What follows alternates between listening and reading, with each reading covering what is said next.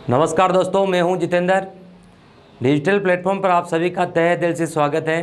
Electrician theory की series में हम आज का जो टॉपिक ले रहे हैं वो है प्रतिरोध, प्रतिरोधकता और प्रतिरोधक। आज के टॉपिक का नाम है प्रतिरोध, प्रतिरोधक, प्रतिरोध और प्रतिरोधकता। दोस्तों, सबसे पहले हम प्रतिरोधक से स्टार्ट करते हैं।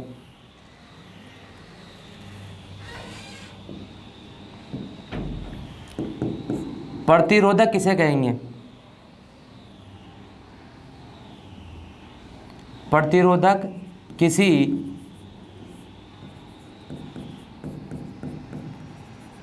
प्रतिरोधी पदार्थ का टुकड़ा, अंश,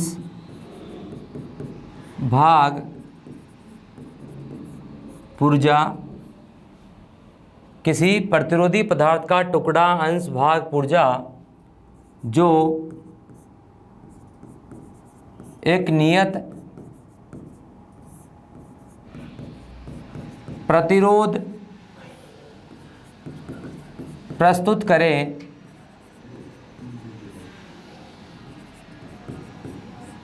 उसे ही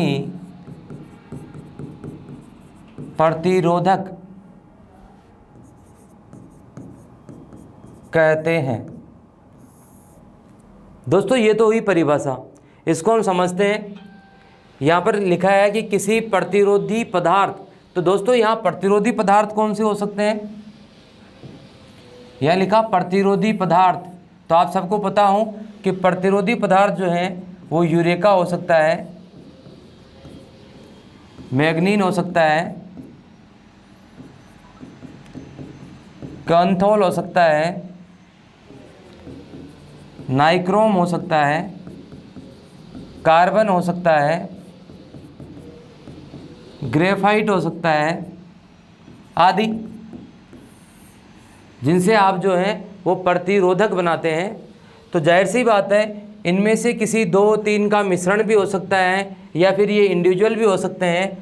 यानी जैसे मैं कार्बन ले लिया अकेला, तो केवल कार्बन के भी जो है वो प्रतिरोधक बनाए जा सकते हैं। तो दोस्तों यहाँ पर कहा गया किसी प्रतिरोधी पदार्थ, तो प्रतिरोधी पदार्थ कौन? इनमें से कोई या फिर इनके मिश्रण से कोई तैयार किया गया हो, वो क्या हो गया? प्रतिरोधी पदार्थ। अब बताया गया यहाँ टुकड़ा, अंश, भाग, पुर्जा, यानी कि इनमें से कोई टुकड़ा काट लिया जाए। मान लो जैसे मेरे पास में ये कार्बन है, ये कार्बन है, इस कार्बन में से मैं कोई टुकड़ा काट लेता हूँ।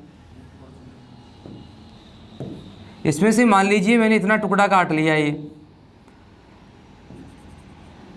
तो ये जो टुकड़ा मैंने काटा है, ये जो टुकड़ा मैंने काटा है, इसको मैं किसी ओममीटर के साथ में लगाता हूँ और यहाँ नापता हूँ। मान लो इसका नापने पर 50 ओम आ गया है, तो इसका मतलब 50 ओम का ये प्रतिरोध प्रस्तुत कर रहा है। तो ये इसकी एक नियत वैल्यू हो गई है, इसका नियत मान हो गया है। तो यहाँ पर यही तो कहा गया आपने को कि प्रतिरोधी पदार्थों का टुकड़ा, अंश या भाग एक नियत प्रतिरोध प्रस्तुत करे। तो इस टुकड़े ने जो है वो 50 ओम का प्रतिरोध प्रस्तुत किया। इसका मतलब ये जो पुर्जा है, ये टुकड़ा है, ये भाग है, ये अंश जो है वो क्या कहलाएगा? प्रतिरोधक कहलाएगा। प्रतिरोधक जो है उसको आप जो है वो रेजिस्टर इंग्लिश में कहते हैं। और दोस्तों अपन याद रखने के लिए ऐसा याद रख सकते हैं कि जिनके पीछे टर लग रखा है, जैसे रेजिस्टर, इंडक्टर, कैपेसिटर, तो ये सब क्या है? ये सब के सब पुर्जे हैं, टुकड़े हैं। ऐसे ही अपन एक बात और भी याद रख सकते हैं, जिनके पीछे जैसे टेंस लग रहा है, जैसे रेजिस्टेंस हुआ, इंडक्टेंस हुआ, कैपेसिटेंस हुआ, कंडक्टेंस हुआ, तो जाहिर सी बात है जिनके पीछे टेंस लग रहा है इलेक्ट्रिकल में, वो सब जो है वो क्या है? गुण है, यानी उन पुर्जों के क्या है? गुण है। तो यहाँ रेजिस्टर जो है, रेजिस्टर जो है, प्रतिरोधक जो है, उसका गुण जो है वो क्या कहलाता है? प्रतिरोध कहलाता है। तो कुल मिलाकर के आपने अभी तक जो पढ़ा वो पढ़ा प्रतिरोधक के लिए कि किसी प्रतिरोधी पदार्थ का टुकड़ा, अंश, भाग, पुर्जा जो एक नियतमान का प्रतिरोध प्रस्तुत करे, उसे ही आप क्या कह देते हैं, प्रतिरोधक कह देते हैं। और ये प्रतिरोधक जो है वो कौन से प्रतिरोधी पदार्थों से मिलकर के बने हुए हैं, या किसी मिश्रण या इंडिविजुअल प्रकार से बने हुए हैं, तो वो कौन से पदार्थ हैं, यूरेका है, मैग्नीन है, कैंथोल है, नाइक्रोम, कार्बन, ग्रेफाइट आदि। आगे फिर हम बात करते हैं, ये बात तो थी आपके प्रतिरोधक की। दोस्तों यहाँ पर एक चीज़ और अपन सीखेंगे कि ये जो प्रतिरोधक, ये जो पुर्जे बनाए गए हैं, ये पुर्जे जो हैं वो नियत मान के भी बनाए जा सकते हैं, परिवर्तित मान के भी बनाए जा सकते हैं और समायोजनीय मान प्रकार के भी बनाए जा सकते हैं। यानी आपके प्रतिरोधक जो हैं वो तीनों प्रकार के बना सकते हैं, यानी नियत वैल्यू रखने वाले हों, या परिवर्तित वैल्यू रखने वाले हों, या समायोजनीय मान प्रकार के हों, जिनको थोड़ा कम या थोड़ा सा अधिक किया जा सके। अगले फिर पढ़ते हैं आगे कि प्रतिरोधक के प्रकार कौन से हैं। तो दोस्तों मोस्टली अपन जो प्रतिरोधकों के प्रकार पढ़ते हैं वो दो पढ़ते हैं, एक वायर बाउंड प्रतिरोधक पढ़ते हैं और दूसरा जो है हम कार्बन प्रतिरोध पढ़ते हैं। वायर बाउंड और कार्बन प्रतिरोधक। वायर बाउंड नाम से ही पता लग रहा है कि वायर बाउंड यानी तार कोई लिपटा हुआ होगा, तो वायर बाउंड प्रतिरोधकों के लिए क्या है और कार्बन प्रतिरोध के लिए क्या है, पढ़ने के लिए पढ़ते हैं। वायर बाउंड प्रतिरोधकों के लिए सबसे पहली बात तो हम ये पढ़ते हैं कि ये मैग्नीन आदि से बने होते हैं, जबकि यहाँ कार्बन प्रतिरोधकों के लिए पढ़ते हैं कि ये मोस्टली कार्बन या ग्रेफाइट से बने होते हैं। पहली बात तो दोनों के लिए ये है। दूसरी बात हम बात करें तो ये दोस्तों पॉइंट एक से 10 किलो ओम तक क्षमता में बनाए जाते हैं, जबकि दूसरे जो है दोस्तों वो 1 ओम से 1 मेगा ओम तक की क्षमता में बनाए जाते हैं। दोस्तों आप सबको पता होना चाहिए कि मैग्नीन जैसे पदार्थों को किसी बाइंडर में, किसी बंधक पदार्थ में मिला करके और उसके तार या टुकड़ों के रूप में काट लिया जाता है। यदि आप किसी तार टुकड़ों के रूप में काट लेते हो, तार के रूप में काटोगे तो उसको आप जो है वो परिवर्तित प्रकार का या वाउराउंड प्रकार का बना सकते हो। जबकि आपने छड़ों के रूप में उसको काट लिया है तो नियत मान का प्रतिरोधक जो है आप उसको बना सकते हो। जैसे मान लो यहाँ पर कार्बन प्रतिरोध की बात करूँ तो कार्बन प्रतिरोध जो है उसके लिए भी यही है कि कार्बन और ग्रेफाइट को आप किसी बंधक पदार्थ में मिला के और आपने एक मान लो छड़ तैयार कर ली। अब इस छड़ का कोई टुकड़ा आप काट लेते हैं तो जाहिर सी बात है ये नियत मान का प्रतिरोध प्रस्तुत करेगा। या फिर आपने इसी कार्बन ग्रेफाइट को बंधक में मिला करके और एक तार बना लिया हो और तार बना करके उसको किसी विशेष स्टैंड में लगा देंगे आप और उसके ऊपर लपेट देंगे उस तार को और बीच में एक चल बुझा लगा देंगे जिससे आप इसके मान को परिवर्तित कर सकते हैं। तो जाहिर सी बात है फिर ये फिक्स नहीं रह करके, नियत नहीं रह करके और परिवर्तनीय प्रकार का प्रतिरोधक बन सकता है। या फिर दोस्तों आप सबको ये भी पता होना चाहिए कि कई बार जो है इन छड़ों को चंद्राकार आकृतियों में काट लिया जाता है और चंद्राकार आकृतियों को जो है वो इस प्रकार के एक विशेष स्टैंड में कस करके और परिवर्तित प्रकार के प्रतिरोधक बना दिए जाते हैं। आगे फिर हम बात करते हैं दोस्तों वायर बाउंड और कार्बन प्रतिरोधक जो हैं ये कितने प्रकार के हो सकते हैं। तो आप सबको पता होना चाहिए कि ये दोनों ही जो है यानी कि वायर बाउंड भी मुख्यतः 3 प्रकार के होंगे, नियत मान, परिवर्तित मान और समायोजनीय मान। और यहाँ पर मैं बात करूँ कार्बन प्रतिरोधकों की तो ये भी नियत मान, परिवर्तित मान और समायोजनीय मान ये भी 3 प्रकार के होंगे। तो यहाँ आगे मैं बात करता हूँ कि नियत मान, परिवर्तित मान और समायोजनीय मान। दोस्तों सबको आपको सिंबल आना चाहिए कि नियत मान का जो सिंबल होता है या तो आप ऐसे बना सकते हो या फिर ऐसा बना सकते हो। ऐसे ही परिवर्तनीय मान की बात करें तो या तो सिंबल आप कुछ इस प्रकार से बना सकते हो या फिर कुछ इस प्रकार से बना सकते हो।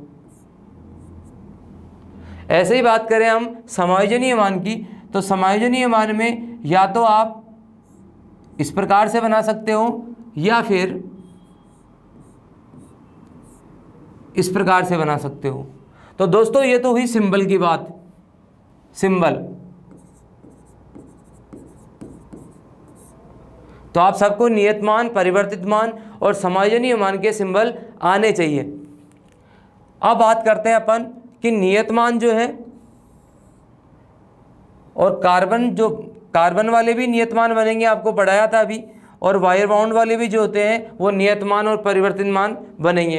तो सबसे पहले आपको जो इसमें याद रखने की बात है वो ये याद रखने की है कि कार्बन प्रतिरोधक जो है वो 1 ओम से 20 मेगा ओम तक बनाए जाते हैं। कार्बन प्रतिरोधक जो हैं वो नियत मान के जो होंगे वो 1 ओम से 20 मेगा ओम तक के बनाए जाते हैं। जबकि बात करें हम परिवर्तित मान की, तो परिवर्तित मान जो है वो 100 ओम से 5 मेगा ओम तक, 1 ओम से 20 मेगा ओम तक के तो कौन से होंगे आपके नियत मान वाले, 1 ओम से 20 मेगा ओम तक के नियत मान वाले होंगे, और परिवर्तित मान वाले जो होंगे वो 100 ओम से 5 मेगा ओम तक के होंगे। इसके अलावा दोस्तों आपको यहाँ पर एक बात और याद रखनी है, एक बात जो याद रखने की है वो ये है कि ये तो 1/8 वाट से 1/8 वाट से 2 वाट, 1/8 वाट से 2 वाट तक के बनाए जाते हैं। जबकि ये जो है वो 0.05 वाट से 0.25 वाट,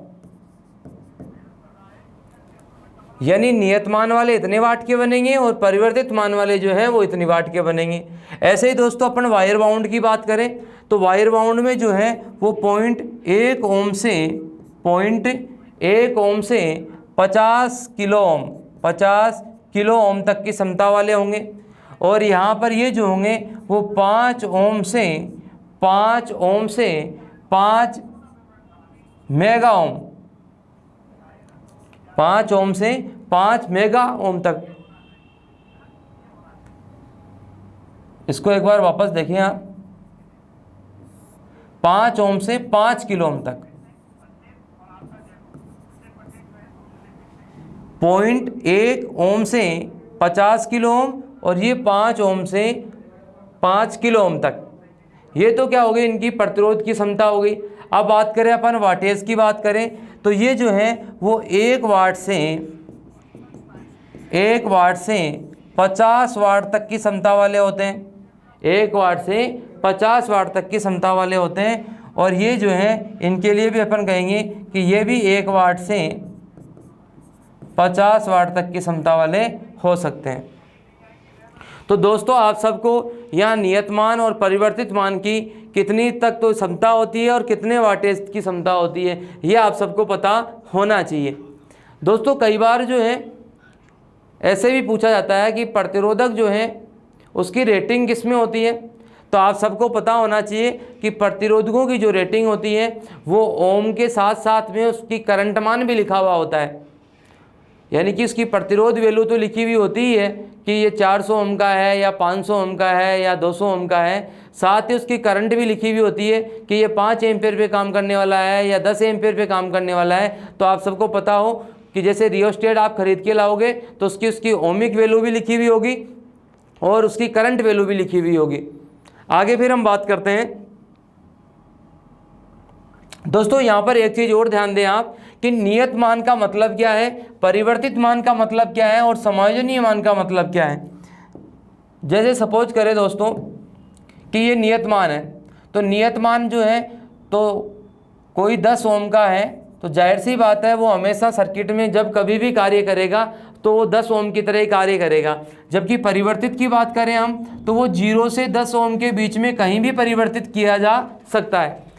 ऐसे ही समायोजनीय मान की बात करें हम तो जो इसकी टॉलरेंस होगी जो मान लो प्लस माइनस 5% है, तो जाहिर सी बात है वो 10 ओम से 5% अधिक हो सकता है या फिर कम हो सकता है। तो यानी 10% ज़्यादा 10% या 5% है तो 5% ज़्यादा 5% कम, इस प्रकार से अपन जो जिसकी टॉलरेंस होगी उसको उस टॉलरेंस के अनुसार हम कम ज़्यादा कर सकते हैं। आगे फिर हम बात करते हैं दोस्तों प्रतिरोध की। तो प्रतिरोध क्या होता है, प्रतिरोध की परिभाषा क्या है? तो सबसे पहले हम बात करेंगे प्रतिरोध की परिभाषा की।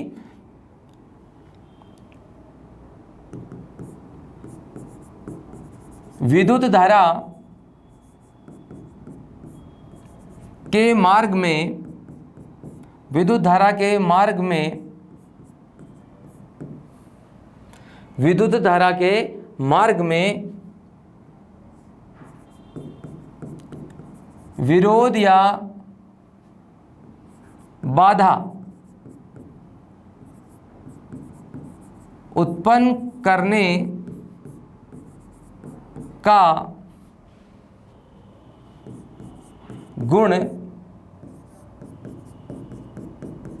प्रतिरोध कहलाता है। दोस्तों इसको यहां अपन दूसरे शब्दों में भी पढ़ सकते हैं। दूसरे शब्दों में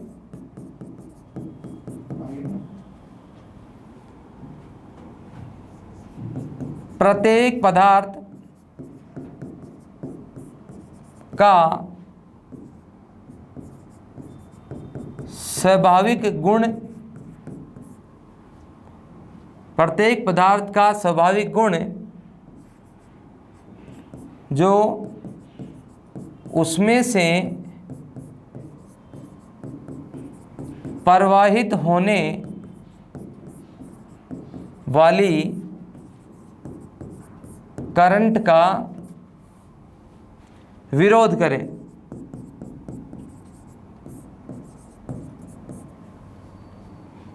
प्रतिरोध कहलाता है।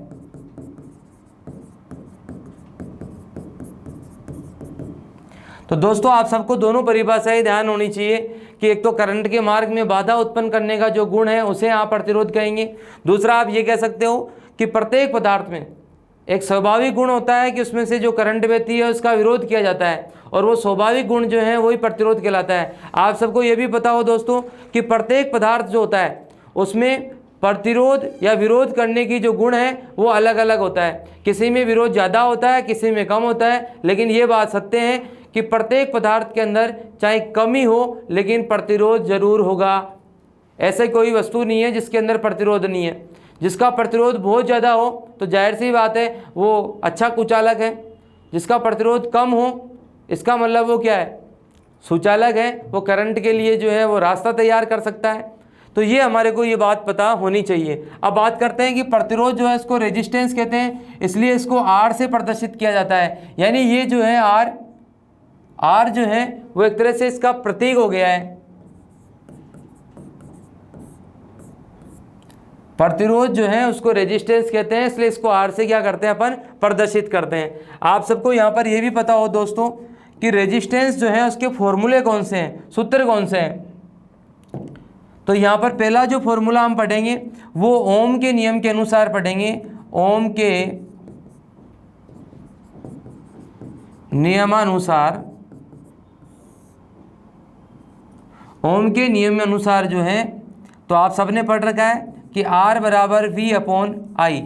दोस्तों आपको वोल्टेज यहाँ पर दिया हुआ हो और करंट यहाँ दी गई हो तो आप उसका रेजिस्टेंस ज्ञात कर सकते हो। यहाँ लिख भी सकते हो आप कि यहाँ R जो है वो प्रतिरोध है जिसे आप ओम में लेंगे, और ऐसे ही जो है यहाँ पर V जो है ये वोल्टेज है जिसको आप वोल्ट में लेंगे, और यहाँ पर I जो है वो विद्युत धारा है, विद्युत धारा है जिसे आप एम्पियर में लेंगे।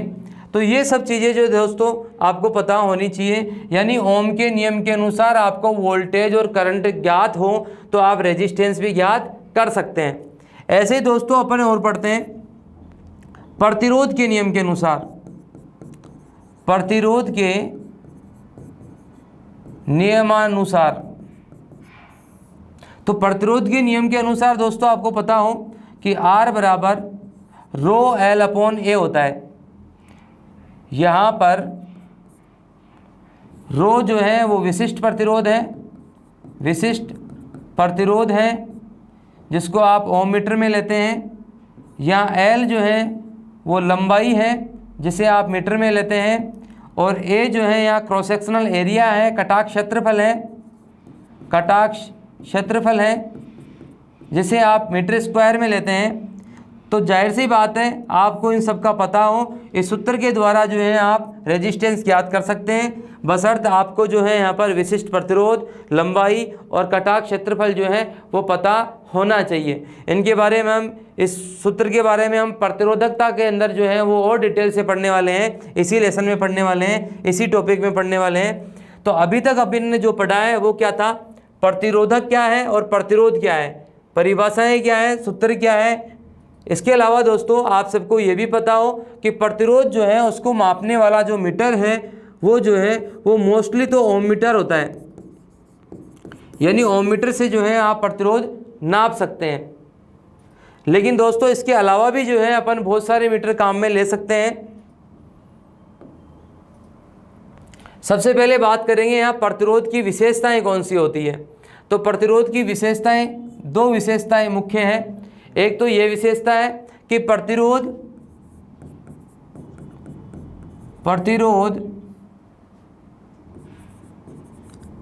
कभी भी शॉर्ट सर्किट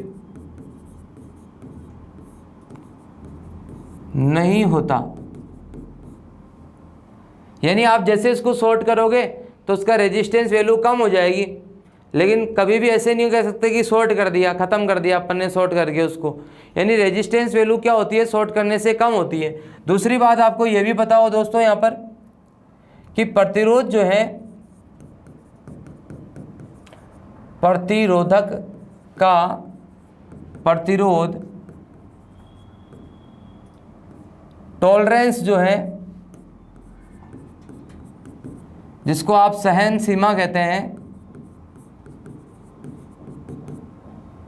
टॉलरेंस के अनुसार कभी कम या अधिक भी हो सकता है।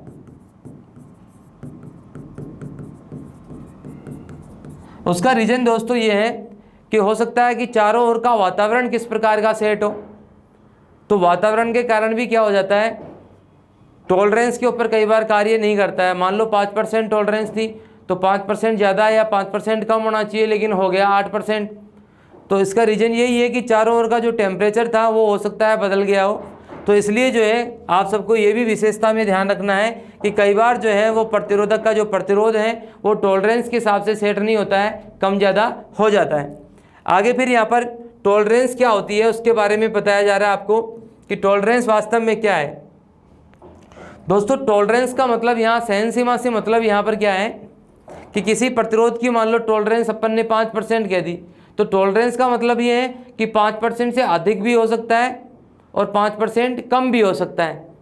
तो यहाँ पर मैं उदाहरण देकर के आपको समझाऊंगा कि मान लो आपके पास में 1000 ओम का कोई रेजिस्टेंस है और इसकी 10% जो है वो टॉलरेंस है। टॉलरेंस कितनी आ गई, ±10%। तो यहाँ पर ±10% से मतलब ये हुआ कि आप यहाँ पर 1000 गुणा 10/100 कर रहे हैं, तो 10% कितना हो गया आपका यहाँ 100। तो इसका मतलब ये हुआ कि 100 प्लस भी हो सकता है इसमें और माइनस भी हो सकता है। तो 1000 के अंदर जब 100 प्लस होगा तो जाहिर सी बात है वो 1100 ओम हो जाएगा, और ऐसे ही 1000 में से यदि माइनस हो जाएगा 100 तो इसका मतलब ये हो गया 900 ओम। तो मतलब कि 900 ओम भी हो सकता है, 1100 ओम भी हो सकता है, इसके बीच में कहीं परिवर्तित होगा। तो ये है यहाँ पर टॉलरेंस से मतलब, सहन सीमा से मतलब।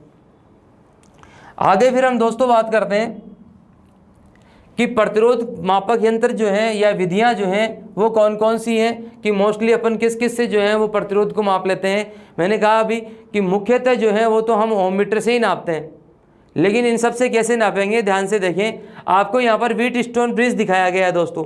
व्हीटस्टोन ब्रिज जो है उसके सिंबल को हम देखें तो कुछ इस प्रकार से हमने पढ़ा है।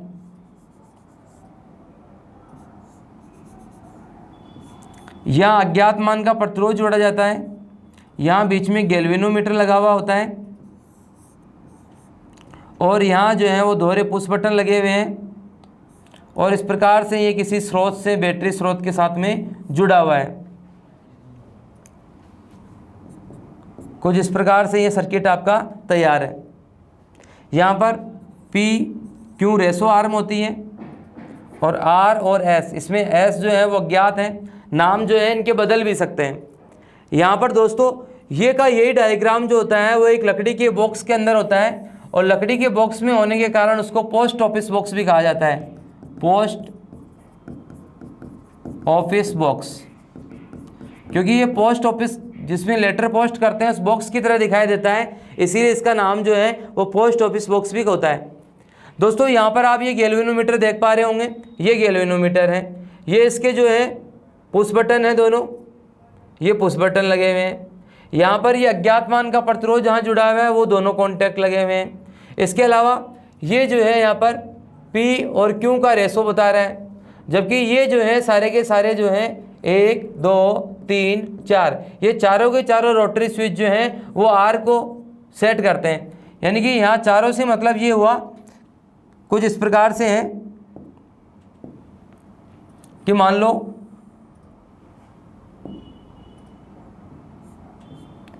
एक रेजिस्टेंस मैंने परिवर्तित ये लगा दिया, दूसरा मैंने ये लगा दिया, तीसरा मैंने ये लगा दिया, चौथा मैंने यहाँ लगा दिया।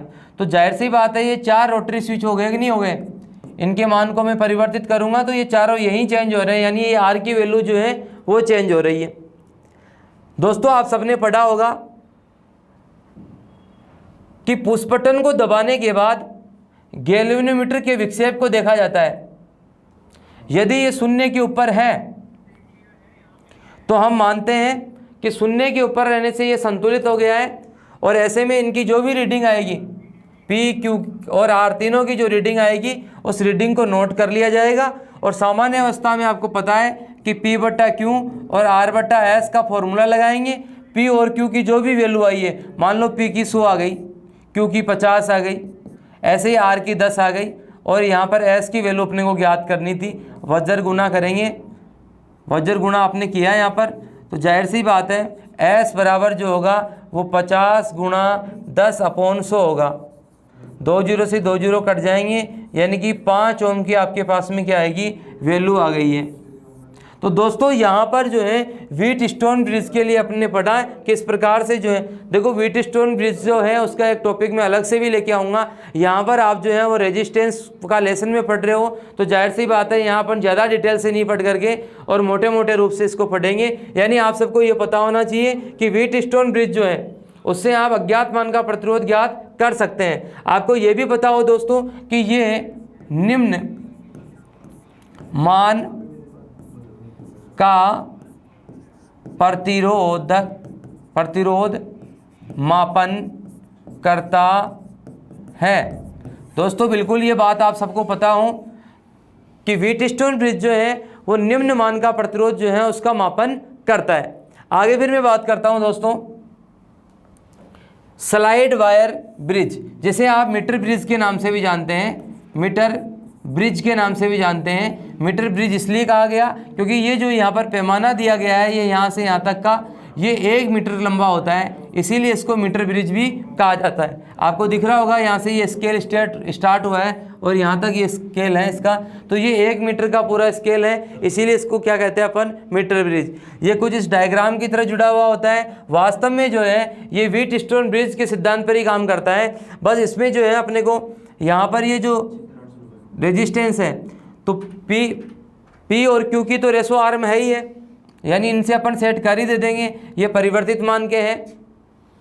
तो यहाँ पर एक जगह कोई P और Q का मान जो होगा वो मीटर के द्वारा P/Q, दोबारा से देखो दोस्तों, P और Q जो है इस स्केल के अंदर जो है 1 मीटर का जो स्केल है इसके साथ में एक रेजिस्टेंस लगा हुआ है और इस रेजिस्टेंस के साथ में एक इस प्रकार से लीड जुड़ी हुई है। तो जाहिर सी बात है P और Q का मान तो ये सेट कर देता है। फिर बचे आपके पास में R और S, तो दोनों में कोई एक जगह जो है आप अज्ञात मान का अज्ञात रेजिस्टेंस लगा दोगे और फिर ये जो होगा जो तीसरा बच गया है वो परिवर्तित मान का होगा, वही वैसे ही P/Q और R/S का फॉर्मूला लगा करके इनका मान रख करके जिसका मान अज्ञात है उसका मान हम निकाल लेंगे। तो इस प्रकार से ये जो है वो स्लाइड वायर ब्रिज जो है आपका मीटर ब्रिज जो है वो कार्य करता है और बिल्कुल इसका सिद्धांत जो है वो व्हीटस्टोन ब्रिज के सिद्धांत की तरह ही है। दोस्तों आपको ये भी पता होना चाहिए कि मोस्टली इसको जो है वो प्रयोगशालाओं में काम में लिया जाता है। प्रयोगशालाओं में काम में लेने का रीज़न क्या है दोस्तों? क्योंकि इसकी लंबाई जो है वो क्या है, काफ़ी बड़ी है। तो जाहिर सी बात है ये पोर्टेबल तो हो नहीं सकता, इसको इधर उधर ले जाने में क्या होगी, समस्या रहेगी। तो इसीलिए जो है इसको प्रयोगशालाओं में अपन जो है काम में लेते हैं। आगे फिर हम बात करेंगे ओम मीटर की। दोस्तों आप सबको पता होना चाहिए कि ओम मीटर का सिंबल कैसा होता है, इस प्रकार से। तो ओम मीटर से आप देख सकते हो यहाँ पर ये दो सिरे हैं, तो ये सिरे जो होंगे वो रेजिस्टेंस के साथ में जोड़े जाएंगे। मान लो जैसे मेरे पास में ये अज्ञात मान का प्रतिरोध है, तो यहाँ एक लीड यहाँ लगा दूंगा, एक लीड यहाँ लगा दूँ, यानी इनसे क्या करेंगे अपन, जो लीड लगाएंगे उसको प्रोप्स भी कह सकते हैं। और यहाँ इससे जो है आप क्या करेंगे, जीरो सेट करके देख लेंगे कि जब इसको शॉर्ट करते हैं, पहले शॉर्ट करते हैं तो ये जीरो पे आ रहा है कि नहीं आ रहा है, और जब जीरो पे आ गया है तो उसके बाद में जो है आप रेजिस्टेंस को जोड़ देंगे और रेजिस्टेंस की वैल्यू जो है आपको पूर्वांकित पैमाने के ऊपर जो स्केल चल रहा है, ये वाला स्केल, ये आपको दर्शा देगा। वास्तव में इसके अंदर की थ्योरी क्या होती है दोस्तों, वो अपने को वैसे तो मापक यंत्रों का जो लेसन आता है उसमें पढ़ने की होती है, लेकिन फिर भी एक बार अपन मोटे रूप से देख सकते हैं। आप सबको पता होना चाहिए किस प्रकार से एक इसमें स्पेंडल होता है जो ज्वेल बेरिंगों पर आलंबित होता है। इसमें यहाँ एक ड्रम लगा हुआ होता है, ड्रम के अंदर जो है यहाँ पर एक वाइंडिंग करी हुई होती है। इस वाइंडिंग के जो है वो दोनों सिरे कुछ इस प्रकार से बाहर आ जाते हैं, और यहाँ पर जो है दोस्तों एक संकेतक लगा हुआ है। इस प्रकार से एक संकेतक है, पूर्वांकित पैमाना है। यहाँ पर 0 हो गया, ये 5 ओम हो गया, 10 ओम हो गया, 20 ओम हो गया, यहाँ 30 ओम कर दिया। अब ये जो दो सिरे हैं दोस्तों, इन सिरों के साथ में यहाँ पर तो आपका जो है वो पोटेंशियोमीटर लगा हुआ होता है, जिसको आप जीरो एडजस्टर भी कह सकते हो। इसके अलावा दोस्तों यहाँ आपके पास में एक बैटरी लगी हुई है, और ये जो दो लीड है, जो प्रोब्स हैं, ये वाली, यहाँ पर आप क्या करते हैं, रेजिस्टेंस को जोड़ते हैं, जिसका भी आपको प्रतिरोध ज्ञात करना है। दोस्तों आप जैसे ही जोड़ते हो तो आपको पता है बैटरी से सर्किट पूरा होने के कारण करंट बहने लगेगी, और ये करंट जो है इस कुंडली में से भी गुजरेगी, और कुंडली में करंट गुजरेगी तो यहाँ पर जाहिर सी बात है चुंबकीय फ्लक्स बनेगा। और एक जो चुंबकीय क्षेत्र दोस्तों इसके यहाँ स्थायी प्रकार का पहले से मौजूद होता है। ये स्थायी प्रकार का चुंबकीय फ्लक्स जो है इस कुंडली में से गुजरने वाले चुंबकीय फ्लक्स के साथ में प्रतिक्रिया करता है, और प्रतिक्रिया के परिणाम स्वरूप इसका धुरा घूमने लगता है, और धुरा घूम करके जो है वो पूर्वांकित पैमाने के ऊपर जो है रीडिंग को दर्शा देता है। दोस्तों आप सबको ये पता होना चाहिए कि रेजिस्टेंस ज़्यादा होगा, तो रेजिस्टेंस ज़्यादा होगा तो जाहिर सी बात है करंट कम होगी, कम करंट पे फ्लक्स कम बनेगा, फ्लक्स कम बनेगा तो जाहिर सी बात है विक्षेप भी कम होगा, विक्षेप कम होगा तो रीडिंग क्या होती है, ज़्यादा। क्योंकि दोस्तों आप सबको पता हो कि यहाँ पर जो स्केल जो होगा, इसका जो स्केल जो होता है वो कुछ इस प्रकार से होता है कि इधर तो अनंत होता है, फिर यहाँ पर जैसे मान लो 1000 हो गया, यहाँ पर 100 हो गया, और यहाँ पर फिर लास्ट में 0 हो गया। क्योंकि जब आप इनको शॉर्ट करते हो तो करंट का मान अधिकतम होता है, तो करंट अधिकतम, फ्लक्स अधिकतम होगी तो जाहिर सी बात है यहाँ पर प्रतिक्रिया अधिकतम, और प्रतिक्रिया अधिकतम होगी तो विक्षेप अधिकतम होगा, और विक्षेप अधिकतम होगा तो जाहिर सी बात है वो 0 पर दर्शाया जाएगा। लेकिन जब रेजिस्टेंस ज़्यादा होगा तो ऐसे में क्या होगा, आपको विक्षेप कम होगा और रीडिंग क्या दिखाई जाएगी, ज़्यादा दिखाई जाएगी। तो दोस्तों कुछ इस प्रकार से जो है वो मोटे रूप से आपको बताया गया कि ओम मीटर ऐसे कार्य करता है। दोस्तों इसकी खास बात जो है आपको वो ध्यान होनी चाहिए कि ओम मीटर को जब भी प्रयोग किया जाए, तो सप्लाई से इसको जो है वो विसंयोजित करके बाद में काम में लिया जाए, क्योंकि इसमें तो खुद में बैटरी लगी हुई होती है। तो जो आपकी 1.5 वोल्टेज की बैटरी है वो और ब्लास्ट कर जाएगी यदि आप इसको सप्लाई में लगा दिए तो, और हो सकता है कि ये कुंडलियाँ वगैरह सब जल के ख़राब हो जाए। तो इसलिए इसको सप्लाई से पृथक करने के बाद में ही रेजिस्टेंस नापा जाए। आगे फिर हम बात करते हैं मल्टीमीटर की। तो दोस्तों मल्टीमीटर जो है, जिसको आप बहुमापी कहते हैं, मल्टीमीटर में आप क्या करेंगे, इसको सबसे पहले तो आप 2 स्विच होते हैं इसमें, एक तो सेलेक्टर स्विच होता है और दूसरा जो है वो रेंज स्विच होता है। तो दोस्तों सेलेक्टर स्विच से तो आप इसके ओमिक वैल्यू जो होगी ओम के ऊपर इसको सेट कर देंगे, और दूसरा जो रेंज स्विच है उस रेंज स्विच से आपको किस रेंज तक का नापना है, तो जाहिर सी बात है इसको घुमा करके और नाप सकते हैं। ये इसकी लीड है, सप्लाई से हटा करके मान लो ये रेजिस्टेंस था तो एक सिरा यहाँ लगा दिया, एक सिरा यहाँ लगा दिया, ओम पे सेट करके रेंज सेट करके नाप लेंगे तो यहाँ पर जो है आपकी रीडिंग जाएगी। मान लो 50 ओम का है तो 50 ओम की आपको यहाँ पर रीडिंग दर्शा दी जाएगी। तो ये है आपका मल्टीमीटर। तो मल्टीमीटर जो होता है दोस्तों उससे भी आप जो है वो प्रतिरोध का मापन कर सकते हैं। आगे दोस्तों आप सबको ये भी पता हो कि प्रतिरोध जो है वो एम्पीयर मीटर वोल्टमीटर विधि से भी ज्ञात किया जा सकता है। यहाँ पर आपका ये एम्पीयर मीटर लगा हुआ है, ये वोल्टमीटर लगा हुआ है। तो सपोज करो इसको मैं सर्किट में जोड़ूँ तो कैसे जोड़ूंगा, यहाँ पर ये वोल्टमीटर लगा दिया मैंने और यहाँ पर ये एम्पीयर मीटर लगा दिया। ये आपका कोई लोड है, मेरे को उस लोड का रेजिस्टेंस ज्ञात करना है। तो मैं यहाँ पर मान लो मैंने वोल्टेज दिया 100 वोल्ट दिया, तो इस वोल्टमीटर ने रीडिंग क्या दर्शा दी 100 वोल्टेज, और इसमें से मान लो 10 एम्पियर की करंट आ रही है। तो मेरे पास में वोल्टेज भी है और करंट भी है। तो दोस्तों ओम के नियम के अनुसार आपने पढ़ा था R = V/I फॉर्मूला। तो वोल्टेज कितना आ रहा है यहाँ पर 100 और यहाँ पर करंट कितना आ रहा है 10। तो जाहिर सी बात है 10 ओम का रेजिस्टेंस हुआ कि नहीं हुआ। तो इस प्रकार से जो है आप एम्पीयर मीटर वोल्टमीटर विधि से ज्ञात कर सकते हो। दोस्तों आपको यहाँ पर यह भी पता हो कि एम्पीयर मीटर वोल्टमीटर विधि जो है वो निम्न मान का प्रतिरोध, मध्यम मान का प्रतिरोध और उच्च मान का प्रतिरोध तीनों के ऊपर लागू हो सकती है।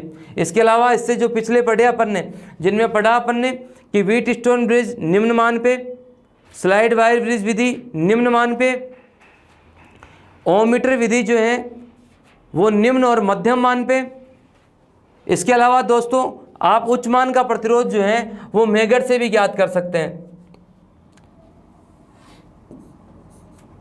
मेगर, इससे आप उच्च मान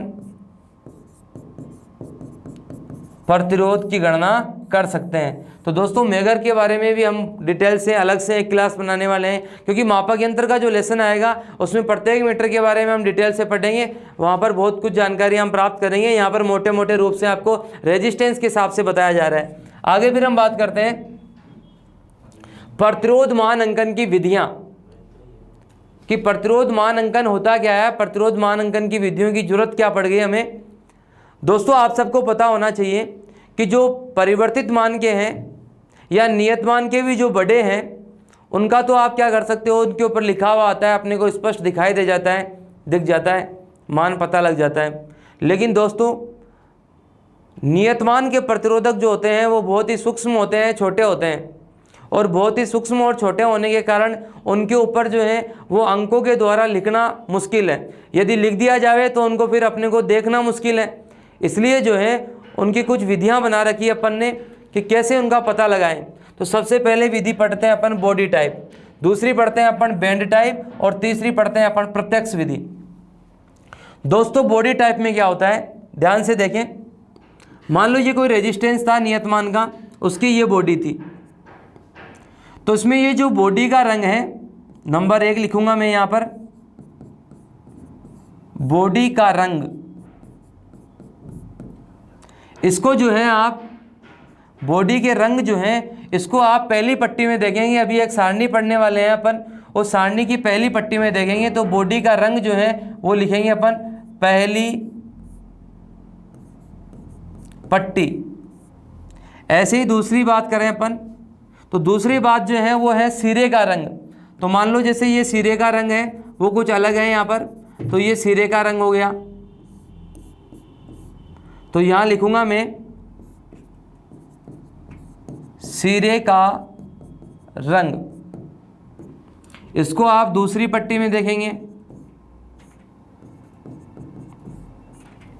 इसी प्रकार से दोस्तों आप सबको पता हो कि इस पे कोई और अलग कलर की जो है एक बिंदी बनी हुई आएगी, जैसे मान लो यहाँ पर ये बनी हुई आ गई, तो ये जो है इसको आप तीसरी पट्टी में देखेंगे और इसको लिखेंगे आप बिंदी का रंग, बिंदी का रंग, तीसरी पट्टी ब्रैकेट में लिख दो गुणक, क्योंकि ये जो है वो पहली और दूसरी पट्टी का जो मान था उससे गुणा होगा। और फिर चौथी पट्टी जो है वो आप सबको पता हूं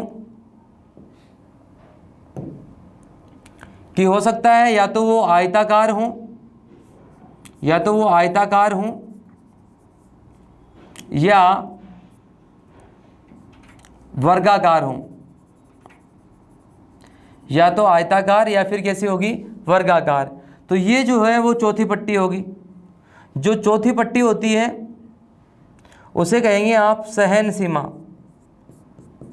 सहन सीमा, टॉलरेंस होगी ये, जिसको आप चौथी पट्टी में देखेंगे।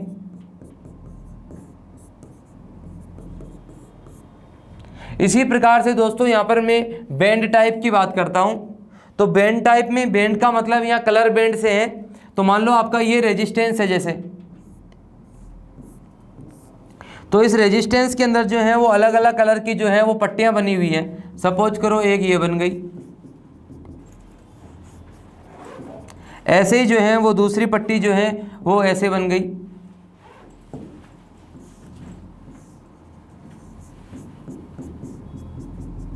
तीसरी पट्टी जो है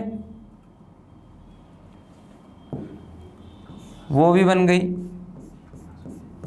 और चौथी पट्टी जो होती है दोस्तों वो थोड़ी सी दूरी पर होती है।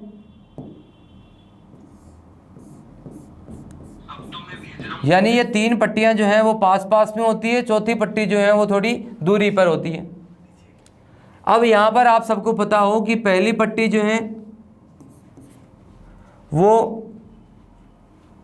पहली पट्टी यानी पहला कलर जो है उसको पहली पट्टी में देखा जाएगा, दूसरे रंग को जो है वो दूसरी पट्टी में देखा जाएगा, तीसरे को जो है वो गुणा किया जाएगा, चौथा जो है उसको जो है वो टॉलरेंस लिखा जाएगा। तो वो जो सारणी हम पढ़ने वाले हैं उस सारणी में कुछ इस प्रकार से बना होगा। और प्रत्यक्ष विधि जो दोस्तों, प्रत्यक्ष विधि जो होती है उसमें क्या होता है, प्रत्यक्ष विधि में आप R का मान जो है वो 1 मानते हैं, K का मान जो है आप 10 की घात 3 मानते हैं, M का मतलब आप 10 की घात 6 मानते हैं। तो जाहिर सी बात है इसमें कुछ इस प्रकार से लिखा हुआ आएगा कि जैसे जैसे मैंने यहाँ लिख दिया 4 R 2 0। तो दोस्तों इसका मतलब क्या हुआ, क्योंकि जहाँ पर भी आपका जो अंग्रेजी का अक्षर लिखा हुआ है वहाँ पर लगेगा पॉइंट, तो यहाँ 4 ऐसे कैसे आ गया और यहाँ पर लग गया पॉइंट, और यहाँ पर की जो है वो क्या आ गया 2, 4.2, और R की वैल्यू कितनी थी 1, तो उससे गुणा कर देंगे तो 4.2 ओम यहाँ पर जो है आपका आंसर आ जाएगा। इसी प्रकार से यदि मान लो यहाँ इस R के स्थान पर K होता तो K की वैल्यू जो है उससे गुणा कर देते अपन, तो K की वैल्यू जो है 10 की घात 3 थी, यानी 1000 से फिर गुणा होता, और जब 1000 से गुणा होता तो जाहिर सी बात है 420 आ जाता है यहाँ पर। तो कुल मिलाकर के बात यह है दोस्तों कि यह आपको मान याद पता हो कि R का मतलब क्या है, K का मतलब क्या है, M का मतलब क्या है, तो ये आप सबको पता होना चाहिए। अब हम बात कर रहे हैं सारणी की। दोस्तों यहाँ पर प्रतिरोध मान अंकन की आपको सारणी दी गई है। दोस्तों प्रतिरोध मान अंकन की सारणी में जो है आप शॉर्ट में कहेंगे तो ऐसे ही तो कहेंगे ना इसको, BBROY GBV फिर G और W। तो दोस्तों इनको कैसे याद करें हम, तो याद करने की एक ट्रिक जो है अपने पास में सबने याद कर भी रखा होगा कि BB से मतलब यहाँ पर BB रॉय, BB और ये क्या हो गया आपका रॉय। तो BB रॉय जो है वो किसी व्यक्ति का नाम है, BB रॉय। ग्रेट ब्रिटेन का रहने वाला है,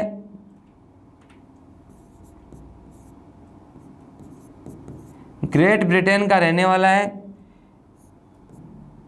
VG का मतलब यहाँ पर वेरी गुड, W से यहाँ पर है वाइफ।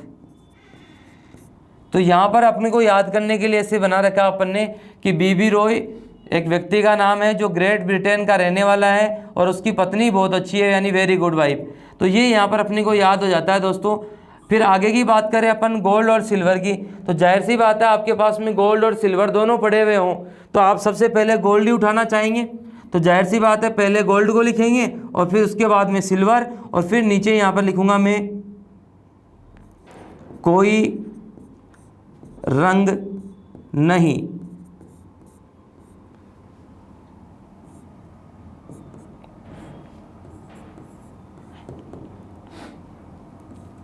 इस प्रकार से सारणी को अपन और कंप्लीट कर सकते हैं। तो दोस्तों ये अपनी सारणी है, इस सारणी में कैसे हम करते हैं सवाल वो देखते हैं। सबसे पहले मैं बात करूंगा यहाँ पर जो अपने को ये कलर दिए हुए हैं, इन कलरों से ही अपन जो है वो निकालते हैं। देखो दोस्तों ये वाला जो कलर है इसको मैं मान लेता हूं भूरा मान लेता हूं, और इसको जो है मैं काला मानता हूं, इसको जो है मैं लाल मानता हूं, इसको जो है मैं पीला मानता हूं। तो जाहिर सी बात है इन चार कलरों से जो है वो कलर से अपन कोड याद करना चाह रहे हैं। तो सबसे पहले भूरा, तो भूरा यहाँ पर कौन है, पहली पट्टी में देखिए तो भूरे पे कितना आ रहा है 1, तो यहाँ पर लिखेंगे आप 1। फिर बाद में बात करते हैं दूसरी पट्टी क्या है, काले रंग में है तो दूसरा काला, तो दूसरी पट्टी में काला क्या आ रहा है 0, तो यहाँ लिखेंगे आप 0। अब दोस्तों आप सबको पता है कि यहाँ पर लिखा हुआ भी है मल्टीप्लायर यानी गुणक, तो तीसरी पट्टी जो होगी वो क्या होगी, गुणक होगी। और यहाँ पर लाल जो है तो लाल कितने नंबर पे आ रहा है, देखो आप यहाँ पर रेड 10 की घात 2, इसका मतलब गुणा 10 की घात 2 आएगा।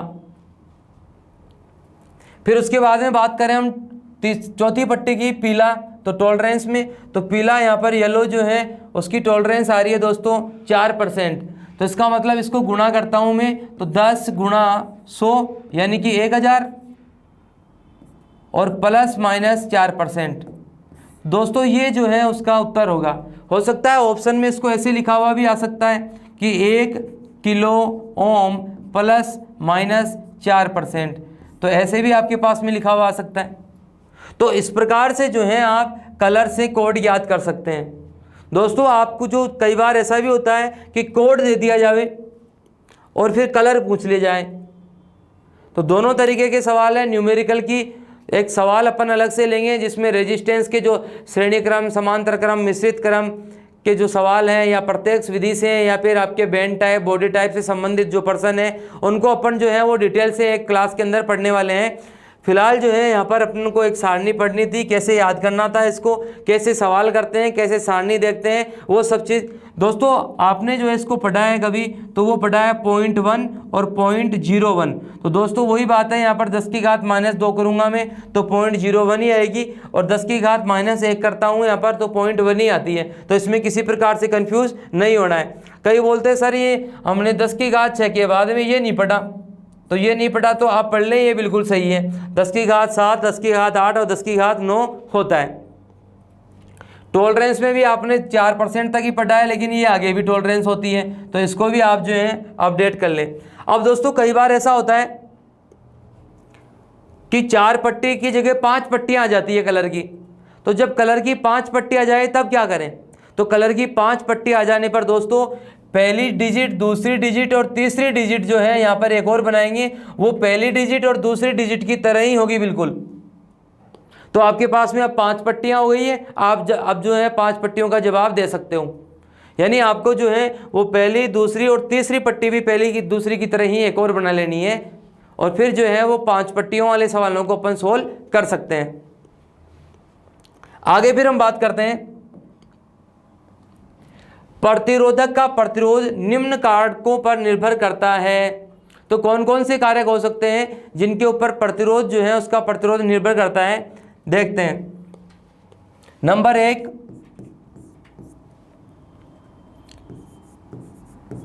पदार्थ की किस्म पर।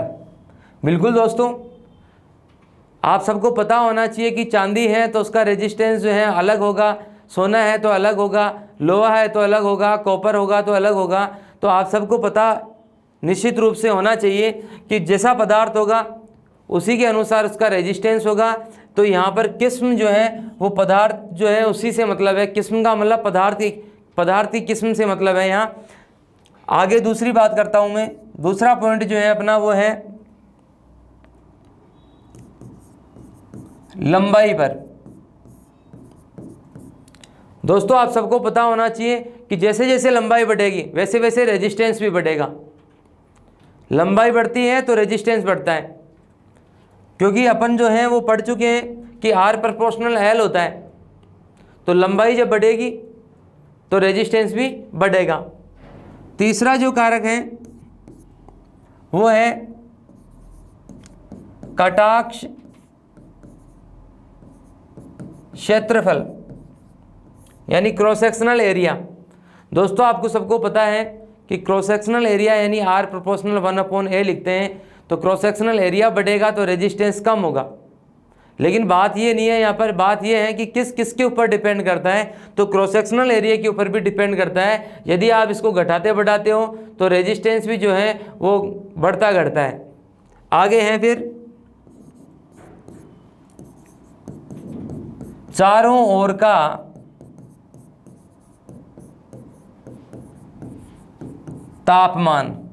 बिल्कुल दोस्तों, चारों ओर के टेम्परेचर के ऊपर भी डिपेंड करता है रेजिस्टेंस, क्योंकि आप जब ताप गुणांक पढ़ते हो तो उसमें पढ़ते हैं कि कुछ पदार्थ जो है वो पीटीसी होते हैं, कुछ एनटीसी होते हैं, कुछ नेगेटिव टेम्परेचर कोफिशिएंट वाले होते हैं, कुछ पॉजिटिव टेम्परेचर कोफिशिएंट वाले होते हैं, कुछ का तापमान बढ़ने से प्रतिरोध घटता है, कुछ का बढ़ता है। तो जाहिर सी बात है चारों ओर का तापमान जो है उसके ऊपर भी डिपेंड करता है कि प्रतिरोध। और इन सबको जो है आप दोस्तों कुछ इस प्रकार से भी लिख सकते हैं कि R बराबर ρL/A। तो रो यहाँ पर पदार्थ की किस्म आ गई है, L यहाँ पर लंबाई आ गई है, कटाक्ष क्षेत्रफल यहाँ पर आ गया है, और चौथी चीज़ है वो ऊपर ने अलग से लिख दी है, वो है आपकी चारों ओर का तापमान। तो दोस्तों ये चार कारण जो हैं वो मुख्य रूप से हैं जिनके ऊपर प्रतिरोध रेजिस्टेंस जो है वो डिपेंड करता है, कम ज़्यादा होता है। अगला है अपना कि समता के आधार पर प्रतिरोधकों का वर्गीकरण। तो दोस्तों समता के आधार पर जो प्रतिरोधकों का हम वर्गीकरण कर रहे हैं उसमें आप पढ़ते हैं निम्न प्रतिरोध,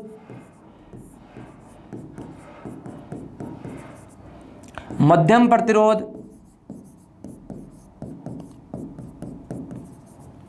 और उच्च प्रतिरोध।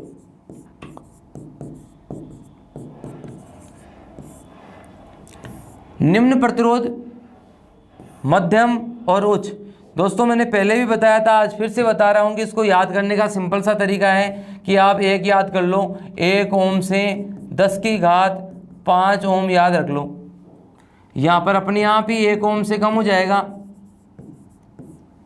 और यहाँ पर 10⁵ ओम से अधिक हो जाएगा। तो इस प्रकार से आप जो है वो निम्न प्रतिरोध, मध्यम प्रतिरोध और उच्च प्रतिरोध को पढ़ सकते हैं। तो आप सबको पता होना चाहिए कि समता के आधार पर जो पढ़ रहे हैं वो 3 प्रकार से इस प्रकार से डिवाइड कर रहे हैं। आगे फिर हम बात करते हैं दोस्तों रियोस्टेट की, जिसको आप परिवर्तित प्रतिरोधक के नाम से भी जानते हैं। रियोस्टेट वास्तव में क्या है दोस्तों? ये आपका रियोस्टेट है, यानी कि स्टैंड में एक बेलन को कसा हुआ है जिसके ऊपर आपने ये नाइक्रोम का तार जो है इस प्रकार से लिपटा हुआ है। इसके ऊपर ये ऊपर इसके जो है यहाँ पर चल बुझा है, यहाँ से और यहाँ से, इन दोनों सिरों को यदि मैं काम में लेता हूँ तो जाहिर सी बात है चल बुझा जो है वो फ्री है, यानी मैं नियत प्रतिरोध की तरह इसको काम में ले सकता हूँ। लेकिन यदि मैं चल बुझा के साथ में ले लूँगा तो जाहिर सी बात है चल बुझा और इन दोनों को सिरों को लेता हूँ, ये तो कॉमन है ही है, इन दोनों सिरों को लेता हूँ तो चल भुजा से अब मैं जो है वो रेजिस्टेंस के मान को कम ज़्यादा कर सकता हूँ। तो इस प्रकार से जो है दोस्तों अपन रियोस्टेट के बारे में पढ़ते हैं कि रियोस्टेट वास्तव में क्या है, एक परिवर्तित प्रतिरोधक है जिससे अपन प्रतिरोध के मान को क्या कर सकते हैं, कम ज़्यादा कर सकते हैं।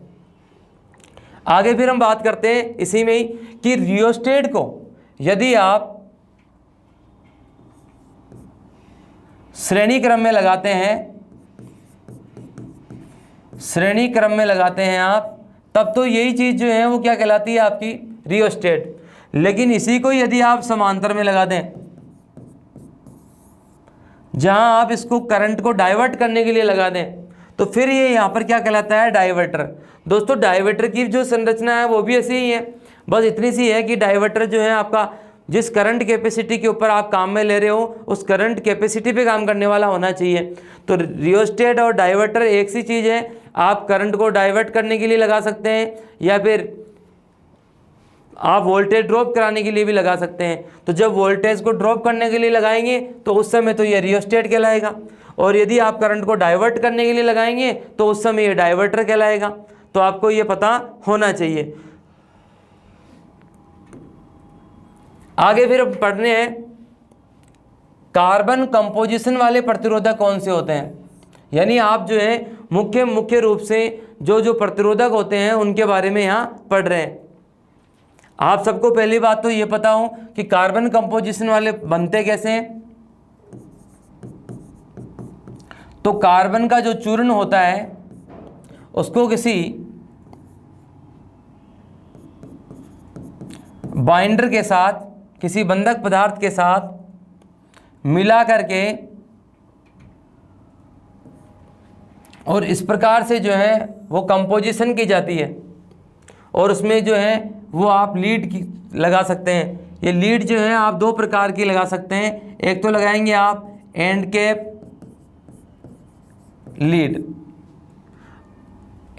लीड हो सकती है आपकी, और जो दूसरी जो है वो हो सकती है मोल्डेड। दोस्तों जो एंड कैप होगी उसमें क्या होगा कि आपके पास में मान लो ये कार्बन कंपोजिशन का पदार्थ है, आपने इस प्रकार से जो है इसमें भर रखा है, तो एंड कैप लीड जो होगी वो कुछ इस प्रकार से होगी, इस प्रकार से होगी। और फिर इसको क्या कर देंगे अपन, कोई बाहरी आवरण लगा देंगे, कोई प्लास्टिक का या सेरेमिक का, और इसको बंद कर देंगे। तो इस प्रकार से तो एंड कैप लगाएंगे। और मोल्डेड जो दोस्तों होती है उसमें कुछ इस प्रकार से लगाई जाती है,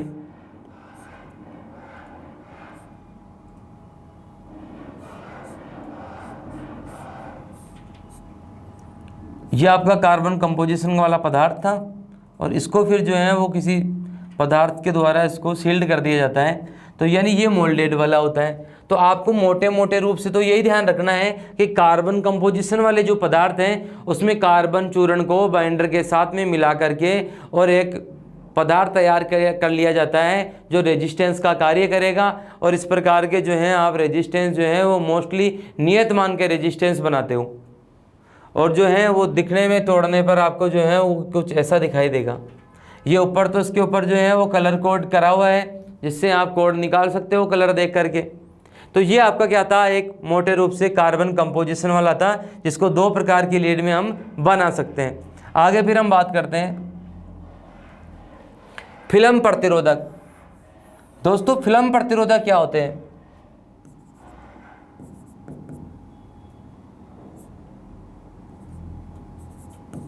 कार्बोराइड एक प्रक्रिया होती है, और कार्बोराइड प्रक्रिया में जो है आप क्या करते हैं, किसी पदार्थ को गर्म करके और फिर जब नमी युक्त हो जाती है, वातावरण से नमी लेकर के वो एक अपने के एक प्रतिरोधी परत तैयार कर लेता है, एक रेजिस्टिव लेयर तैयार कर लेता है। और ये रेजिस्टिव लेयर जो है दोस्तों, यही जो है वो प्रतिरोध का कार्य करती है। और ये कार्बन के ऊपर यदि तैयार कर दी जाती है तो वो कार्बन फिल्म कहलाती है। कार्बन के ऊपर यदि तैयार करेंगे तो कार्बन फिल्म कहेंगे, और सेरामिक के ऊपर आपने कर दी, किसी पदार्थ किसी धातु के ऊपर कर दी, तो जाहिर सी बात है फिर वो मेटल कहलाएगी। तो कार्बन के ऊपर ऊष्मीय प्रक्रिया से प्रतिरोधी परत तैयार करना कार्बन फिल्म कहलाता है। और किसी मेटल या धातु के ऊपर, ये इसका कार्बन प्रतिरोध जो है वो दिखाया गया है यहाँ पर।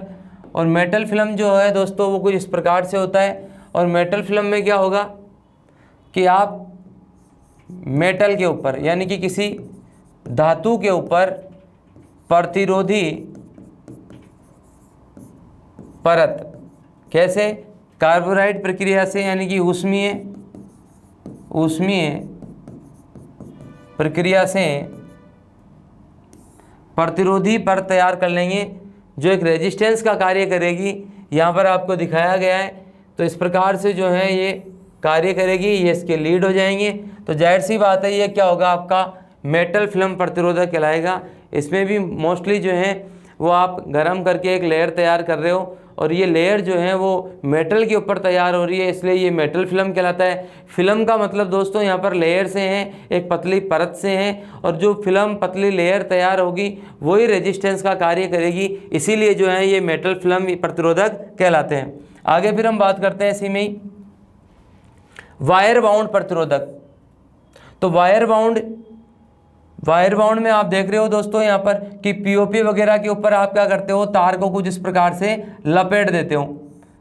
और तार को जब लपेट देते हो इस प्रकार से, तो यहाँ पर आप देख पा रहे होंगे कि ये आप इसको चल बुझा भी बना सकते हो और इन दोनों सिरों से जो है आप क्या कर सकते हो, नियत मान वाला प्रतिरोध भी बना सकते हो। लेकिन यहाँ पर जो सीखने वाली बात वो है कि वायर बाउंड यानी आपने प्रतिरोधी पदार्थ को तार के रूप में बना लिया है और फिर उसको बाउंड कर दिया है, किसी बोबिन के ऊपर लपेट दिया है आपने, तो ये क्या बन गया आपका वायर बाउंड।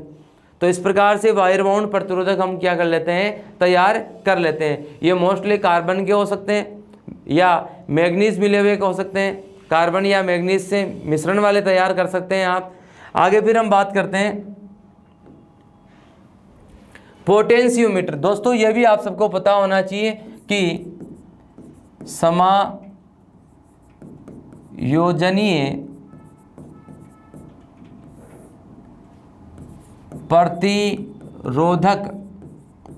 समायोजनीय प्रकार का जो प्रतिरोधक है उसी का ही नाम पोटेंशियोमीटर है। पोटेंशियोमीटर जो है दोस्तों कुछ इस प्रकार से इसका इंटरनल स्ट्रक्चर बताया गया है और ये जो है इसका इमेज बताया गया है। तो इसमें क्या होगा दोस्तों कि एक तो जो है वो कॉमन सिरा होगा ही होगा, दूसरी बात इसमें फिक्स भी ले सकते हैं आप काम में, और इसके अलावा आप समायोजनीय करने के लिए एक ये जो लीड जुड़ी हुई है, ये लीड जो है इसके ऊपर गति करेगी और गति करके मान को क्या कर देती है, थोड़ा कम ज़्यादा कर देती है। तो इस प्रकार से ये दोस्तों आपका जो है वो पोटेंशियोमीटर है, समायोजनीय प्रकार का है। मोस्टली इसका जो अपन यूज करते हैं वो ओमीटर वगैरह में संकेतक को शून्य पर समायोजित करने के लिए हम काम में लेते हैं। आगे फिर बात करते हैं VDR का। दोस्तों एक तो आप सबको ये पता हो कि VDR की फुल फॉर्म क्या है यहाँ पर, तो वोल्टेज डिपेंडेंट रेजिस्टर। VDR का मतलब क्या है यहाँ पर, वोल्टेज डिपेंडेंट रेजिस्टर, यानी कि वोल्टेज को कम ज़्यादा करने से इनका रेजिस्टेंस भी क्या होता है, कम ज़्यादा। आपने वोल्टेज ज़्यादा किया, रेजिस्टेंस क्या हो गया, कम। आपने वोल्टेज कम किया, रेजिस्टेंस क्या हो गया, बढ़ गया। तो इस प्रकार की इनमें व्यवस्था होती है।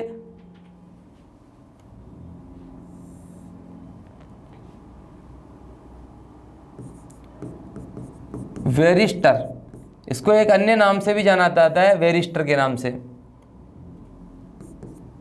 वोल्टेज डिपेंडेंट रजिस्टर कहते हैं और वेरिस्टर के नाम से हम इनको जानते हैं। और आप सबको ये भी पता हो कि ये कैसे बना होता है, तो कार्बाइड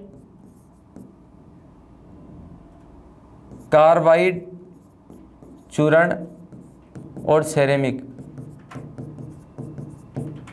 इसके मिश्रण से जो है ये बने हुए होते हैं। वोल्टेज डिपेंडेंट रजिस्टरों से वोल्टेज का मान जैसे ज़्यादा होगा तो रेजिस्टेंस का मान क्या हो गया, कम हो गया। तो मान लो एक तरह से ये स्विचिंग युक्ति की तरह कार्य करते हैं और मोस्टली जो है वो इलेक्ट्रॉनिक्स उपकरणों के अंदर अपन इनको काम करते हैं, यानी कि इनका उपयोग जो होगा वो इलेक्ट्रॉनिक्स में होगा, उपकरणों में, प्रतिरोध को निम्न स्तर तक घटाने और बढ़ाने के लिए। आगे फिर हम बात कर रहे हैं, इसका जो सिंबल जो होता है दोस्तों वो कुछ इस प्रकार का होता है। VDR जो होगा उसका सिंबल जो होगा वो इस प्रकार से होता है।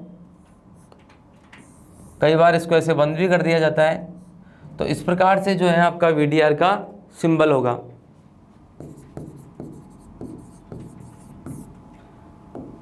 आगे फिर बात करते हैं मैन LDR की, light dependent register. Light dependent register, ये तो इसकी फुल फॉर्म होगी, पूरा नाम हो गया। यहाँ पर मैं सिंबल की बात करूँ तो वैसे उधर दे भी रखा है, उसके अलावा भी जो सिंबल है कई बार इस प्रकार का भी आ जाता है। हालांकि ये एक ही है, क्योंकि आपको बताया था कि रेजिस्टेंस ऐसा भी बन सकता है, ऐसा भी बन सकता है। तो ये है light dependent register. Light dependent register से मतलब दोस्तों ये है कि लाइट पड़ने पर जो है, लाइट के कम ज़्यादा होने पर या लाइट के पड़ने पर यह रेजिस्टेंस को घटा देता है या बढ़ा देता है। तो जाहिर सी बात है, आपने देखा होगा मोस्टली इसका यूज जो है वो प्रवेश गणक में,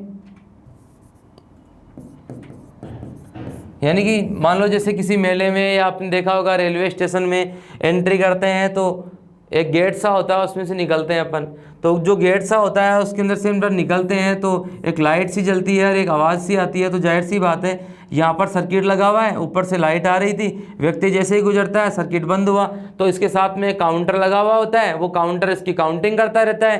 तो जाहिर सी बात है, ये प्रवेश गणक के अंदर जो है अपन मोस्टली लाइट डिपेंडेंट रजिस्टरों का यूज करते हैं। इसके अलावा दोस्तों आपको पता होना चाहिए कि जो सोलर वाली आपकी स्ट्रीट लाइटें आती हैं, इन स्ट्रीट लाइटों में भी क्या करते हैं आप कोई ऑन ऑफ की व्यवस्था उसमें कोई नहीं होती है। सीधी सी बात है, जैसे ही दिन उगेगा, दिन उगते ही जो है लाइट बंद हो जाएगी, और जैसे ही शाम होगी, अंधेरा होगा, लाइट क्या होगी, ऑन हो जाएगी। तो ऐसी व्यवस्था जो है दोस्तों वो LDR के कारण है, लाइट डिपेंडेंट रजिस्टर के कारण है। तो यहाँ पर आपको पता होना चाहिए। दूसरी बात ये भी पता होगी ये किसका बना हुआ होता है दोस्तों, तो सिलीनियम नामक पदार्थ जो है उससे ये मिलकर के बना हुआ होता है। तो सिलीनियम से बना हुआ होता है कौन, LDR। अब बात करते हैं आगे हम, यहाँ पर आपको बताया गया है वेरिस्टर के बारे में बताया गया है, थर्मिस्टर के बारे में बताया गया है। चित्र वेरिस्टर का दे दिया है, यहाँ पर लिखा हुआ है थर्मिस्टर के बारे में।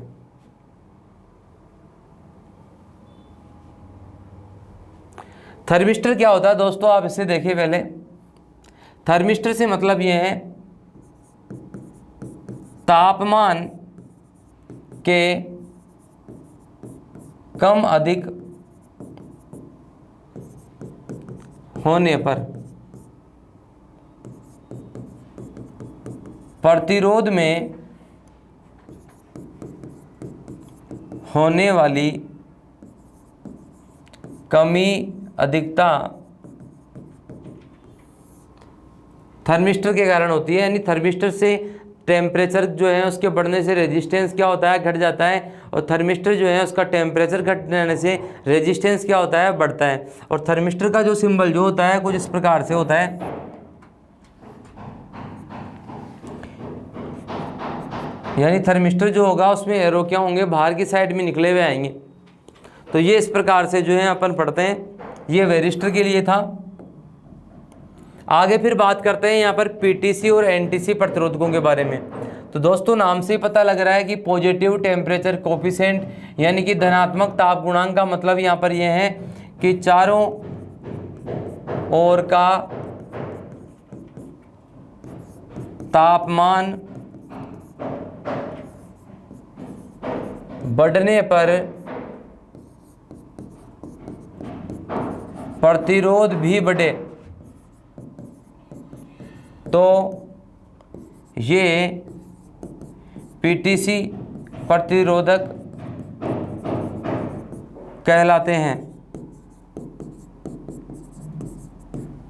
जबकि यहाँ एनटीसी की बात करें, नेगेटिव टेम्परेचर कोफिशिएंट वालों की बात करें हम, तो यहाँ लिखेंगे तापमान बढ़ने पर प्रतिरोध में कमी हो तो ऐसे प्रतिरोधक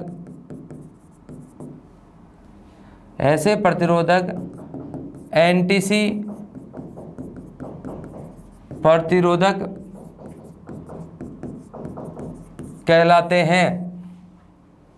ऐसे प्रतिरोधक एनटीसी प्रतिरोधक कहलाते हैं। तो दोस्तों आप सबको पता हो कि पीटीसी क्या है और एनटीसी क्या है। इसके अलावा हम बात करते हैं फिर प्रतिरोधकता की। तो दोस्तों प्रतिरोधकता क्या होती है, डीसी थ्योरी के चैप्टर में हम और डिटेल से इसको पढ़ते हैं, लेकिन यहाँ पर भी पढ़ लेते हैं कि प्रतिरोधकता वास्तव में क्या है। प्रतिरोधकता ये पदार्थ की किस्म है, पदार्थ की किस्म या विशिष्ट प्रतिरोध, ये दोनों नाम जो है वो भी प्रतिरोधकता के ही हैं। आपको ये भी पता हो कि प्रतिरोधकता जो है उसको ग्रीक शब्द रो से प्रदर्शित किया जाता है और इसका जो मात्रक है वो MKS में मीटर, MKS में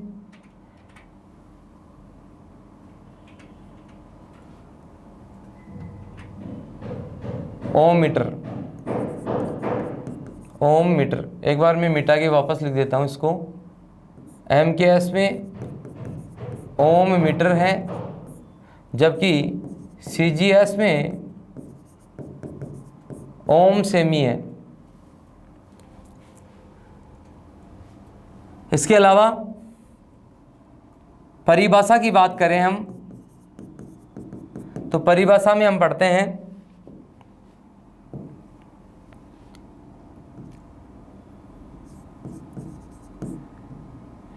एक सेमी लंबे तथा एक वर्ग सेमी क्षेत्रफल वाले टुकड़े का प्रतिरोध ही विशिष्ट प्रतिरोध या प्रतिरोधकता कहलाती है। यानी कि एक सेमी लंबा और एक वर्ग सेमी कटाक्ष क्षेत्रफल का आपके पास कोई टुकड़ा है, उस टुकड़े से आप ओम मीटर को लगा करके मान लो इस प्रकार से उसका प्रतिरोध नापते हो, तो जो भी उसका प्रतिरोध आएगा वो प्रतिरोध क्या कहलाएगा, उसका विशिष्ट प्रतिरोध कहलाएगा, उसकी किस्म कहलाएगा, प्रतिरोधकता कहलाएगा। और आपको यहाँ सूत्र भी पता होना चाहिए कि आपने पढ़ा था कि R बराबर रो L अपॉन A होता है। तो इसी सूत्र से आप जो है वो रो बराबर बनाएंगे तो RA अपॉन L होगा। तो ये प्रतिरोधकता जो है उसका क्या हो जाएगा, एक फॉर्मूला हो जाएगा यहाँ पर कि रो बराबर RA अपॉन L। यहाँ पर आपको पता ही है कि रो प्रतिरोधकता है, जिसको आप ओम मीटर में या ओम सेमी में लेते हो। रेजिस्टेंस यहाँ ओम में लिया जाता है।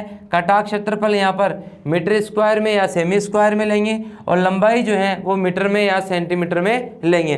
तो इस प्रकार से जो दोस्तों ये है प्रतिरोधकता। तो प्रतिरोधकता जो है उसके जो जितने सवाल बनते हैं उनकी अपन एक अलग क्लास बनाने वाले हैं, न्यूमेरिकल की क्लास अपन जिसको बोलते हैं, क्योंकि प्रतिरोधकता उसके अंदर और ज़्यादा डिटेल से अपने को समझ में आ जाती है। यहाँ पर आपको जो मुख्य रूप से जो ध्यान रखना था प्रतिरोधकता के लिए वो ये रखना था कि नंबर 1 कि प्रतिरोधकता में प्रतिरोध उसकी लंबाई के समानुपाती होता है। नंबर 2, प्रतिरोध कटाव क्षेत्रफल के विलोमानुपाती होता है। और नंबर 3, पदार्थ की किस्म पर निर्भर करता है।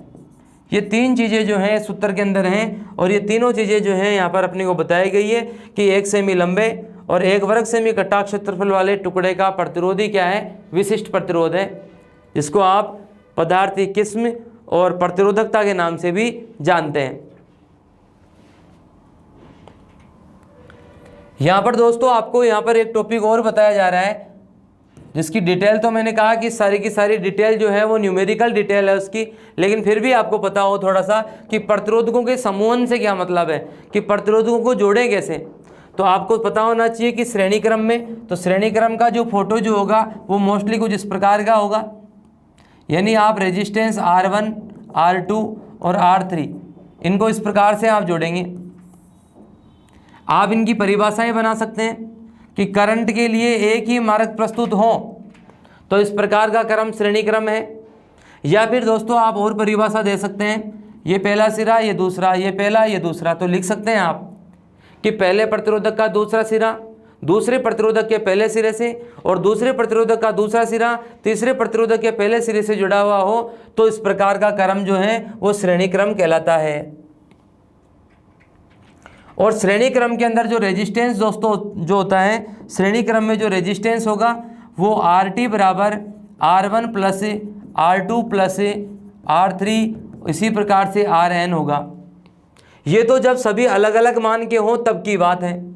जब समान मान हो तो जाहिर सी बात है आप RT बराबर R इंटू N करेंगे, यानी इनमें से किसी एक की संख्या ले लेंगे और जितने रेजिस्टेंस जुड़े हुए हैं उनसे गुणा कर देंगे, तो ये टोटल रेजिस्टेंस का सूत्र आपके पास में आ जाएगा। ऐसे ही हम बात करें दोस्तों समांतर क्रम की, तो समांतर क्रम में आप सबको पता हो कि रेजिस्टेंसों को कुछ इस प्रकार से जोड़ा जाता है। सप्लाई के आर पार जो जुड़े हुए होते हैं वो समांतर क्रम में होते हैं, या फिर मैं ऐसे कह दूं कि करंट के लिए 2 या 2 से अधिक रास्ते हों तो वो क्या कहलाएगा, आपका समांतर क्रम कहलाएगा। समांतर क्रम में जब अलग मान हो, जब अलग अलग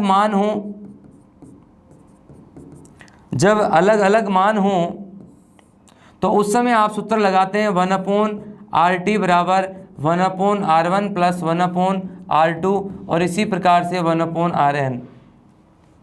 लेकिन जब समान मान के हों तो उस समय आप लगाते हैं RT बराबर R/N। तो ये भी दोस्तों आप सबको पता होना चाहिए। आगे फिर हम बात करते हैं मिश्रित क्रम की। तो मिश्रित क्रम में दोस्तों आपको पता हो कि यहाँ 2 तरह से आप जोड़ते हो। मिश्रित क्रम में 2 तरह से आप जोड़ते हो। तो पहला जो है वो है श्रेणी समांतर, और दूसरा जो है वो है समांतर श्रेणी। पहले आप श्रेणी समांतर की बात करते हैं। नाम से पता लग रहा है दोस्तों, श्रेणी समांतर में नाम से पता लग रहा है कि पहले आपके पास में इस प्रकार से श्रेणी क्रम में जुड़े हुए थे, अब आपने क्या कर दिया, इनको समांतर क्रम में जोड़ दिया, तो ये क्या कहलाएगा, श्रेणी समांतर। और ऐसे ही नाम से पता लग रहा समांतर श्रेणी, यानी आपके पास में पहले कोई ऐसे समांतर क्रम में जुड़े हुए थे, इस प्रकार से जुड़े हुए थे समांतर क्रम में, इनको आपने क्या कर दिया, श्रेणी क्रम में जोड़ दिया, तो ये क्या कहलाएगा, समांतर श्रेणी।